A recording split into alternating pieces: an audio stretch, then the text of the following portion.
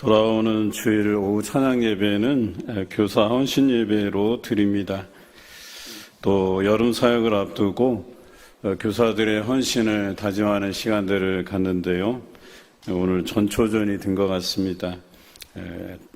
돌아오는 오후 찬양 예배는 더 많은 교사들이 나와서 함께 찬양하고 하나님께 영광 올려드리는 그런 시간이 되시기를 바랍니다. 우리 성도들은 우리 교사들이 기도하면서 준비한 만큼 여러분들이 협조를 많이 해 주셔야 될 것 같습니다.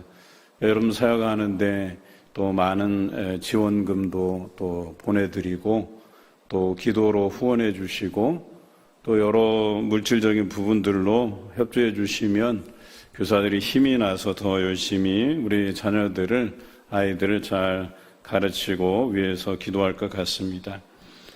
그래서 이번 여름 사역, 여름 성경학교 여름 수련회 때는 우리 자녀들이 함께 참여해서 은혜가 되고 변화되는, 그래서 그 인생에서 말씀 가운데 살아가는 역사가 일어나기를 간절히 기원 드립니다.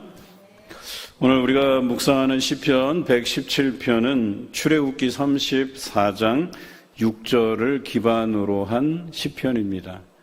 그러니까 이 출애굽기에 나온 이 말씀 한 구절을 토대로 해서 시인이 그 하나님의 언약을 토대로, 그 언약은 지금까지도 변하지 않는다.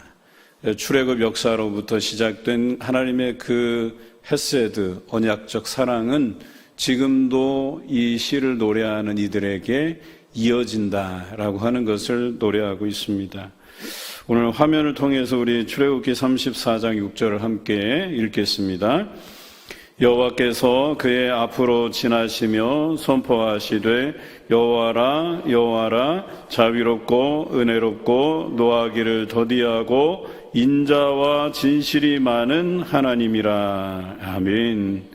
인자와 진실이 많은 하나님이라, 이렇게 기록되어 있습니다. 오늘 핵심적인 구절이 이 인자와 진실이라고 하는 단어입니다. 우리 하나님께서는 우리에게 대하여 인자와 진실이 많으시다, 이렇게 노래하고 있습니다. 그런데 출애굽기 34장 6절에도 나오지만 오늘 시편 말씀에도 인자와 진실이 등장을 해요. 그래서 대단히 연관성이 있다라고 하는 것이죠. 출애굽기 먼저 34장의 내용을 한번 살펴보면 이렇습니다. 모세가 시내산에 올라간 사이에 하나님께서 그 두 돌판에 십계명을 새겨주시는 그 시간에 이스라엘 백성들은 시내산 아래에서 무엇을 하고 있었느냐? 금을 모아서 금송아지를 만들고 만들어진 금송아지 앞에서 춤을 추고 있었다라고 기록하고 있어요. 그런데 모세가 그 십계명 돌판을 가지고 내려와 보니 밑에서 시끌벅적한데 보니까 웬 금송아지 앞에서 백성들이 춤을 추고 있는 모습을 본 거예요. 그래서 분노해서 그 두 돌판을 던져서 깨트려 버리고 그 금송아지는 불살라서 그것을 부수고 가루를 만들어서 물에 섞어서 이스라엘 백성들에게 마시게 했다, 이렇게 기록하고 있어요. 자, 이제 모세는 새로운 두 돌판을 다시 깎아 만들고 시내산으로 오릅니다. 그리고 그곳에서 부른 노래가 출애굽기 34장 6절의 말씀이에요. 여러분, 이 정도면 이스라엘 백성이 미울 만도 하죠. 금송아지를 만들어서 그 앞에서 춤추고 노래하고 그랬으니까. 그러면 하나님의 입장에서도 이 못된 것들 하면서 미워하실 법도 한데, 모세가 그 백성들에게 이제 이 잘못된 것들로 인해서 하나님이 그들을 이제 치시는데 레위 사람들을 통해서 한 3,000명 가량 죽임을 당했지 않아요?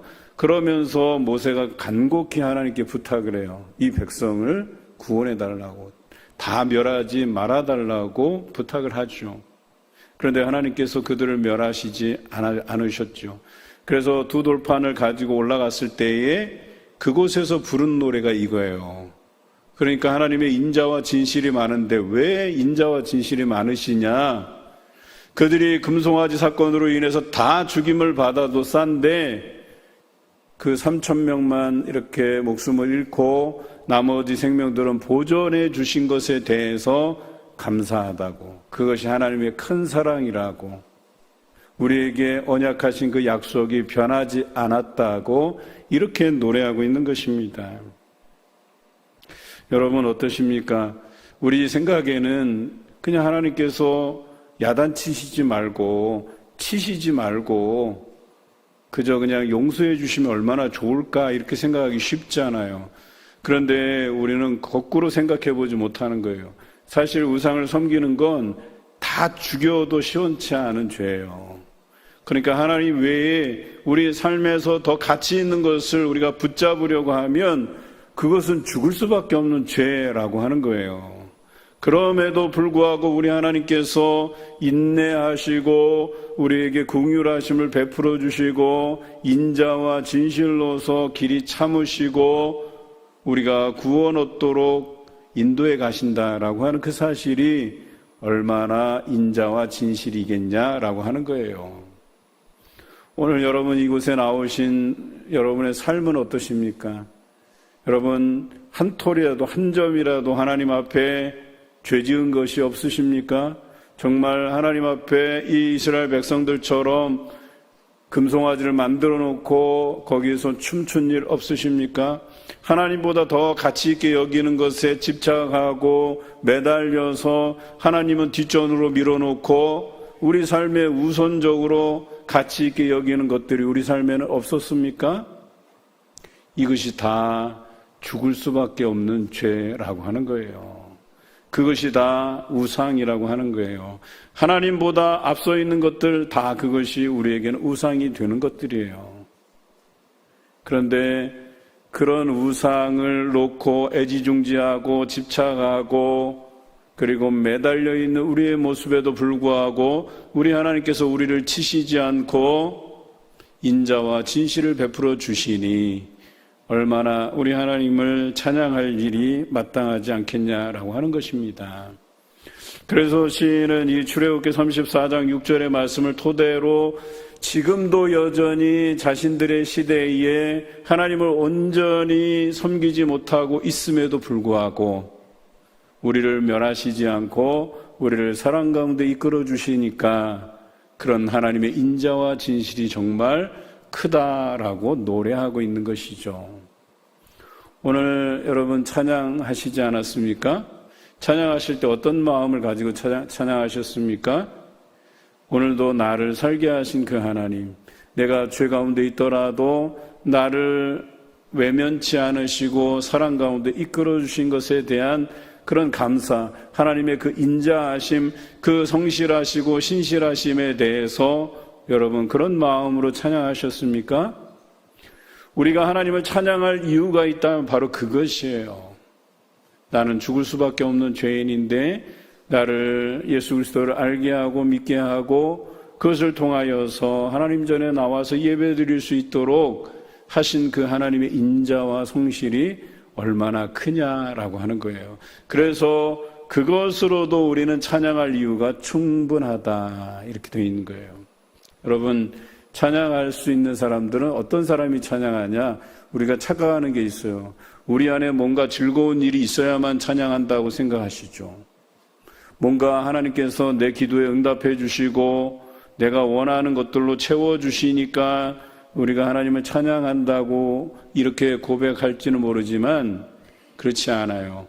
성경에 보면 하나님의 그 인자와 성실로 인해서 찬양하는데 그 인자와 성실이 어디 있느냐? 바로 회개하는 자에게 있는 거예요. 다시 말해서 우리가 죄 가운데 있더라도 그 죄에 대한 부분을 하나님께 회개하며 주께로 나아오면 하나님께서 그 사람들을 인자와 성실로 대해 주신다는 거예요. 그렇기 때문에 우리가 찬양할 이유가 충분하다고 고백하는 거예요. 찬양 열심히 하는 사람들, 뭔가 내게 조건이 채워지고 내가 오늘 기분이 좋아서 찬양하는 게 아니라 죽을 수밖에 없는 죄인인데 오늘 이 자리에 나와서 하나님께 예배드릴 수 있고 하나님의 자녀로서의 권세를 누릴 수 있게 해주신 그 하나님을 찬양한다라고 하는 것이죠. 죄인이면 마땅히 그 대가를 치러야 되는 거예요. 그런데 그 대가를 치르게 하시지 않고 오히려 사랑으로 감싸주시니까 우리가 찬양할 이유가 충분하다, 이렇게 이야기하는 것이죠. 시편 117편은 그래서 이 출애굽 사건 그리고 또 시내산에 있었던 그 금송아지 사건을 통해서 불려진 시편이라고 하는 것이죠. 이게 왜 중요하냐? 금송아지 사건으로 해서 다 죽을 수밖에 없는데 다 죽이지 않고 그들을 인자와 성실로서 보살펴 주시는 그 하나님. 그러니까 언약대로라면, 하나님의 언약대로라고 하면 하나님을 섬기지 않는 그 백성들은 다 외면하셔도 상관이 없는 거예요. 다 죽이셔도 할 말이 없는 거예요. 그럼에도 불구하고 다시금 그들을 사랑했다라고 하는 것은 그 언약을 갱신하신 거란 말이에요. 다 죽여도 시원치 않은데 다시금 용서하시고 그 언약을 갱신해 주신 거예요. 다시는 이 언약을 범하지 말라는 거예요. 거기서 비껴나가지 말라고 이야기해 주시는 것이죠. 바로 이 사건은 우리를 그 죽음에서 구하여 주신 언약의 갱신과 같은 그 의미를 가지고 있다라고 하는 이 부분이 매우 중요한 것이죠. 자, 이와 동일하게 신약에 어떤 사건이 있었어요? 예수 그리스도의 죽음과 부활의 사건이 있었다는 거예요. 구약에서 이 출애굽과 금송아지 사건 이후에 다시금 그 두 돌판을 통해서 너희가 말씀 가운데 살라 하셨다면, 신약에서는 죄로 인해서 죽을 수밖에 없는 우리를 예수 그리스도께서 죽음으로 우리의 죄를 담보해 내시고 그리고 다시 살아나셨다라고 하는 것이죠. 그래서 예수 그리스도를 믿고 우리가 따르면, 또 회개하면 용서해 주시고 구원해 주시는, 그래서 여전히 그들에게 인자와 성실을 베푸시는 그 하나님을 우리가 날마다 경험할 수 있게 하셨다라고 하는 겁니다. 그러니 신약에서 예수 그리스도의 그 대속의 죽음과 부활, 그리고 이 구약에서 이스라엘의 그 출애굽 사건과 금송아지 사건 이후에 다시금 하나님께서 그들을 품으신 사건은 같은 맥락에서 중요한 사건이다라고 하는 것이죠. 그렇기 때문에 그런 하나님을 영원히 찬양할 수밖에 없다는 것입니다. 시편 117편은 찬송시의 전형적인 형태를 지니고 있는 시입니다. 이스라엘 역사라고 하는 것은 바로 하나님의 그 인자하심과 그 성실하심이, 그 위대하심이 여기에 기념비적으로 새겨져 있다라고 하는 것을 말해요. 그래서 이스라엘 역사가 중요한 거거든요. 그래서 이스라엘 역사는 사랑하시고 보호하시고 구원하시고 때로는 용서하시는 그런 하나님의 은혜들로 가득 차 있다라고 하는 것이죠. 그렇다면 우리 인생은 어떠한가? 하나님께서 우리 인생을 향해서 성실하시고 보호하시고 구원하시고 사랑하시고 용서하시는 하나님임을 우리는 잘 알고 있어요. 그렇기 때문에 이스라엘 역사가 중요한 만큼 우리 안에 역사하시는 하나님의 손길로 인해서 우리 인생도 소중한 인생이고 기념비적인 인생이라고 이야기하는 거예요. 그런데 그 기념비적인 인생을 사단에게 내어주고 죄 가운데 허덕이는 그런 악의 구렁텅이에 그 값진 인생을 빠뜨려 버린다? 있을 수 없는 거예요. 이미 이 언약의 갱신을 통해서 우리를 구원해 내신 거잖아요. 예수 그리스도의 그 값진 피 흘리심을 통해서 우리를 구원하신 거잖아요. 그런데 그 언약의 갱신, 다시 죄에서 죽을 수밖에 없는 우리를 다시금 살려주셨는데 다시금 악의 구렁텅이에 우리를 던져넣는 행위들은 하지 말아야 되는 것 아니겠습니까? 바로 시인은 그것을 노래하고 있는 거예요. 이제 날마다 하나님을 찬양하자는 거예요. 오늘 이 이스라엘의 역사 가운데에 또 과거와 현재와 미래가 있지 않습니까? 그러니까 이스라엘 역사에는 그 과거의 교훈으로부터 현재를 살아가는 것이고, 그 현재에 울며 씨를 뿌리면 미래에 그것을 기쁨으로 단을 거두는 열매가 있다라고 하는 것 아니겠어요? 그렇다면 이 말씀은 과거 이스라엘에게만 해당되는 말씀이 아니라 오늘을 살아가는 이스라엘 역사와 또 뿐만 아니라 이 말씀을 묵상하는 우리에게도 연결되는 부분이 있다라고 이야기하는 겁니다. 비단 이 말씀은 이스라엘에게 국한된 말씀이 아니라는 거예요. 우리에게도 해당되는 말씀이라고 이야기하는 것입니다. 여러분, 이 말씀은 이스라엘 공동체에게 대단히 중요했어요. 그 역사적인 사건을 통해서 현재에도 우리는 두려움을 가지고 하나님을 존경하는 마음을 가지고 하나님을 섬기겠다고 하는 이 다짐이 이 찬양에 들어가 있는 거거든요. 금송아지의 교훈이 들어가 있는 찬양이거든요. 그때 하마터면 우리가 그 금송아지 사건으로 인해서 다 죽을 수도 있었구나라고 하는 그 긴장감, 그 두려움 갖고 신앙생활을 하는 거예요. 그 역사가 오늘을 살아가는 우리에게 연결되어 있다면 우리도 이 긴장감 안에서, 그 두려움 안에서 신앙생활을 하는 거예요. 하나님을 두려워할 줄 아는 그 믿음이어야 된다라고 얘기하는 거예요. 그런데 이 세상에 나만 존재하고 내 고집, 내 주장대로 내 뜻대로 안 되면 불평하고 원망하고 다른 사람 탓하고 그러면 안 되는 것 아니겠습니까? 우리는 죽을 수밖에 없었던 사람들이었는데 하나님께서 살려주셨으면 하나님을 두려워해야죠. 내가 또 어떻게 하나님 앞에 범죄할 수 있느냐라고 하는 거예요. 그렇게 했다가 내가 죽음 가운데 내몰려지면 어떻게 하겠느냐라고 얘기하는 거예요. 이스라엘 백성들은 오늘 이 시편을 노래하면서 그 두려움을 가지고 하나님께 찬양하고 있는 거예요. 회개하는 마음으로 이 찬양을 하고 있는 거예요. 우리도 마찬가지예요. 이 두려움 안에서 살아가야 돼요. 하나님 그분을 두려워할 줄 아는 믿음 안에서 살아가야 되는 거예요. 그래서 하나님을 찬양하는 것 아니겠어요? 오늘 이 자리에 나오셔도 내가 이런 저런 하나님 앞에 죄 지은 것들이 있는데 그럼에도 불구하고 내 생명을 보존하시고 나를 이 예배의 전으로 이끌어 주셨다라고 하는 이 사실에 우리는 하나님을 열심히 찬양하면서도 그 안에 하나님을 두려워하는 그 믿음이 있어야 된다라고 얘기하는 겁니다.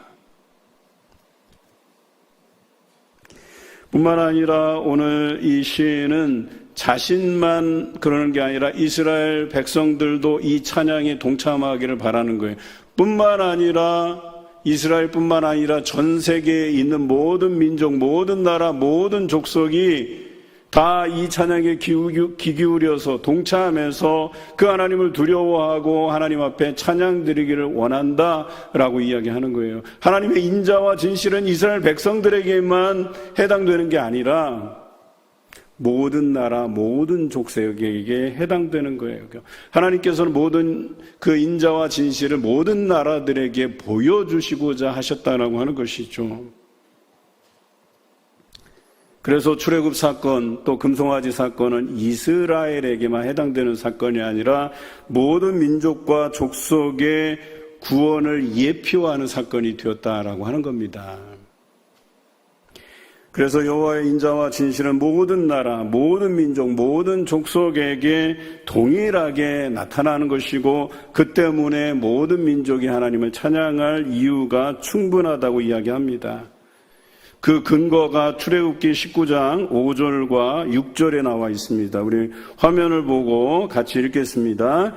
세계가 다 내게 속하였나니 너희가 내 말을 잘 듣고 내 언약을 지키면 너희는 모든 민족 중에서 내 소유가 되겠고 너희가 내게 대하여 제사장 나라가 되며 거룩한 백성이 되리라. 너는 이 말을 이스라엘 자손에게 전할지니라. 아멘. 세계가 다라고 되어 있어요. 세계가 다. 이스라엘뿐만 아니라 세계가 다 누구에게 속하였다? 하나님께 속하였다. 이렇게 표현하고 있잖아요. 그래서 하나님의 말씀을 듣고 그 언약을 잘 지켜 행하면 너희가 내 소유가 되겠다고 분명히 말씀하고 계셔요.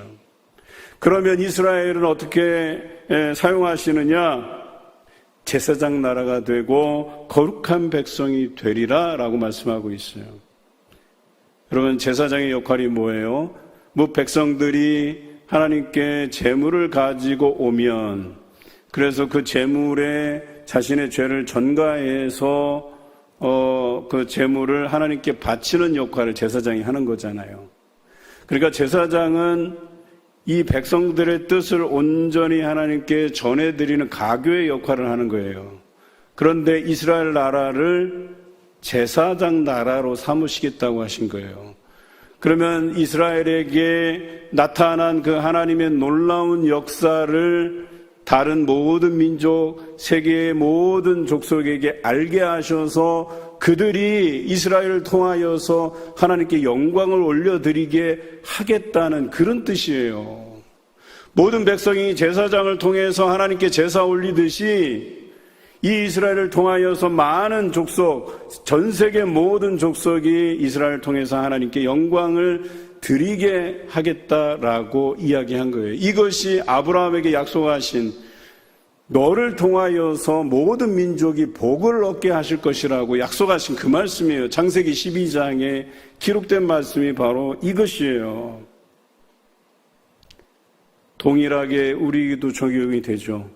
여러분도 어때요? 하나님께서 여러분을 제사장같이 삼으셨다는 거예요. 그래서 베드로서에 보면 뭐라고 그랬어요? 우리는 다 왕같은 제사장이요, 이렇게 표현하고 있잖아요. 우리를 통해서 많은 사람들에게 하나님을 알게 하고 우리를 통해서 그들이 하나님께 영광을 드리고 예배 드리고 구원 얻게 하시겠다는 하나님의 놀라운 계획이 여러분 각자에게 있다라고 하는 것이죠. 그래서 이스라엘 백성에게만 해당되는 것이 아니라 우리를 통해서 모든 백성들이 하나님을 찬양하게 하시겠다는 이 위대한 계획이 오늘 시편 117편에 기록되어 있는 거예요. 그래서 오늘 본문 1절에 너희 모든 나라들아 여호와를 찬양하며 너희 모든 백성들아 그를 찬송할지어다, 이렇게 노래한 겁니다. 우리만 찬양할게, 우리만 하나님께 예배할게, 이게 아니고요. 모든 나라들아 여호와를 찬양하라, 모든 나라들아 여호와께 예배드리라고 이렇게 외치고 찬양하는 것이다 라고 하는 것이죠. 이스라엘만이 아닌, 또 오늘 따지자면 우리 봉산교회 성도들만이 아니라 이 지역에 사는, 이 지역을 넘어서서 여러분 주변에 또 먼 지역까지, 모든 먼 데 있는 자들까지 하나님께서 부르시고 하나님의 백성으로 삼아 주실 것에 대한 이야기라고 하는 것이에요. 예전에는 지금같이 인터넷이 잘 발달이 안 돼 있었잖아요. 편지 같은 걸 써도 며칠씩 걸리고 그랬잖아요. 요즘 얼마나 시대가 좋아졌어요. 타국에 있는 우리 자녀들에게도 막 연락하는 거 쉽잖아요. 영상통화로도 막 하고 그러잖아요. 그게 다 뭐예요? 그들 타국에 있든 멀리 있든 상관없이 이 편리한 문명을 통해서 우리로 하여금 많은 사람들이, 예수 믿지 않는 사람들도 하나님께 영광 드리게 하시기 위해서 우리를 사용하는 것 아니겠습니까? 이전보다 더 좋은 환경이 됐음에도 불구하고 우리는 이런 도구로서의 삶을 살아가지 못해요. 전도자로서 살아가지 못해요. 왜 그런 줄 아세요? 여전히 우리를 사랑하시고 그 사랑하심이 확실하고 확증된 것임에도 불구하고 우리가 생각하지 않는 거예요. 감사하지 않는 거예요. 그러다 보니까 매일의 삶에서도 하나님을 두려워할 이유가 없고요. 그래서 내 멋대로 내 고집대로 그냥 살아가는 거예요. 그러다 보니까 전도자의 삶 그냥 뒤로 내팽개쳐 버리고 내가 좋아하는 것들, 그것만을 추구하면서 살아가는 것 아니겠어요? 그것이 우상인 것도 모르고. 그런데 오늘 이 시인은 그런 삶을 뒤로하고 하나님만이 내 인생에 가장 가치 있는 분이시고 나에게 베푸신 인자와 진실을, 그 성실을 모든 백성에게도 베풀어 주실 것을 믿고 그들이 그 인자와 성실을 경험할 때 하나님께 영광 돌릴 것이라고 하는 이 확신 가운데 이 노래를 하고 있는 거예요. 얼마나 감사합니까? 여러분, 복음을 전하실 때는요, 이런 확신 가지고 노래하셔야 돼요. 내가 복음을 전했을 때 이 사람이 예수 그리스도를 알고 믿고 하나님께 영광 드리고 찬양하는 그날이 올 것이라고 확신하는 믿음 가운데 복음을 전하셔야 되는 거예요.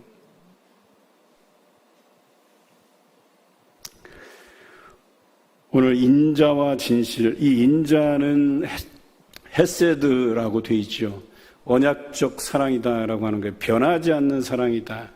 진실 혹은 성실이라는 이 뜻은요, 에메트라고 하는 단어인데요, 확증하다, 확고하다 이런 뜻이에요. 비슷한 뜻이에요. 변하지 않는다. 우리 하나님의 사랑은 변하지 않는다. 그 변하지 않는 언약적 사랑이 우리에게 확고한 이상에 우리가 하나님 앞에 제대로 살아가면 우리를 통해서 이 인자와 성실하신 하나님이 다른 사람들에게 전해질 수밖에 없다라고 하는 거예요. 이게 선한 영향력이라고 이야기하는 겁니다. 오늘 여러분은 선한 영향력 안에서 살아가십니까? 또 영향을 받고 좋은 영향을 주면서 살아가십니까? 아니면 나쁜 영향만 받고 그 영향에 영향을 받아서 믿음에 뒤처지고 믿음 없는 자처럼 살아가고 은혜 없는 자처럼 살아가고 그러십니까?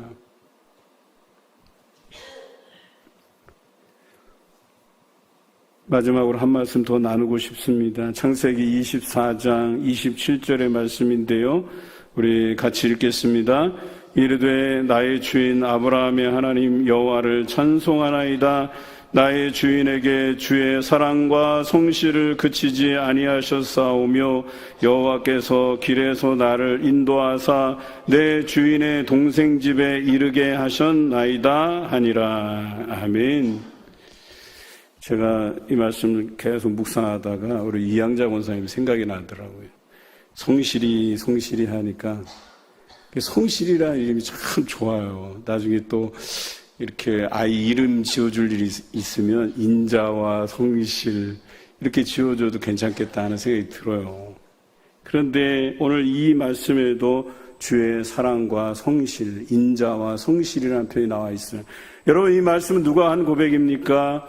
아브라함의 늙은 족 다메섹 엘리에셀이 한 고백이에요. 이 고백이 어디 나오는지 아세요?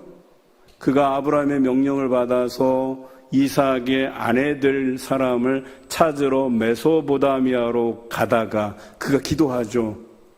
순족하게 만나게 해달라고. 그래서 어떤 조건을 걸어요? 갈 때 물을 좀 달라 하면 나를 마시게 할 뿐 아니라 내가 끌고 간 낙타와 일행들까지 다 마시게 하는 그런 여인을 만나게 해달라고 기도하는데 그 기도가 끝나기도 전에 리브가가 나타나요. 그렇게 리브가를 순적하게 만나게 하신 그 하나님을 찬송하는데 어떻게 찬송하느냐? 나의 주인 아브라함의 하나님 여호와를 찬송하나이다 그랬어요. 나의 주인에게 주의 사랑과 성실을 그치지 아니하셨사오니 라고 고백하고 있어요. 그 늙은 종 다메섹 엘리에셀이 아브라함의 인생을 보니까 하나님의 인자와 성실이 날마다 아브라함의 삶에 나타났다는 거예요.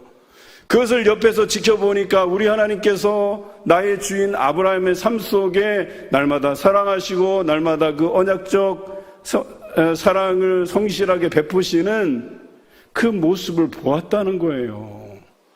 그래서 자신도 그 하나님을 의지해서 기도했더니만 그 기도가 끝나기도 전에 그 기도가 응답되는 역사가 일어난 거예요. 그 일어난 것에 대한 그 하나님의 인자와 성실을 노래하고 있는 겁니다.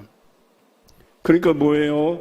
오늘 여러분이 아브라함처럼 약속의 자녀이면 여러분들이 기도하면 하나님이 응답하시고 여러분들이 또 고난 가운데 하나님께 부르짖으면 구원하시는 그 인자와 성실이 여러분에게 나타나면 여러분 주변에 있는 사람들도 그것을 경험하고 본다라고 얘기하는 겁니다.